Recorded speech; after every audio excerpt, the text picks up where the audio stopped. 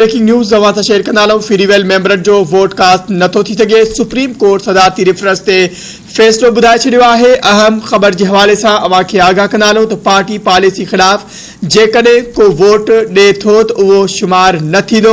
Supreme court के फैसले में इहो चयो वियो आहे आर्टिकल 63A अकेलो लागू न थींदो। कंहिं बि असेंबली मेंबर के वोट विझण खां रोके नथो सघिजे। ख़बर के हवाले से नाज़रीन अवां खे हिकु भेरो ॿीहर आगाह कंदा तो फ्रीवेल मेंबर जो वोट कास्ट नथो थी सघे। सुप्रीम कोर्ट सदारती रेफरेंस ते फैसलो बुधाए छॾियो आहे। पार्टी पॉलिसी खिलाफ जेकॾहिं को वोट ॾे थो तो वो शुमार न थींदो। सुप्रीम कोर्ट के फैसले में इहो चयो वियो आहे। जॾहिं त सुप्रीम कोर्ट के फैसले में इहो पिणु चयो वियो आहे त आर्टिकल 63A अकेलो लागू न थींदो। ख़बर के हवाले से नाज़रीन अवां खे वधीक आगाह कंदा तो कंहिं बि असेंबली मेंबर के वोट विझण खां रोके नथो सघिजे। सुप्रीम कोर्ट जो पंहिंजे फैसले में इहो चवणु आहे।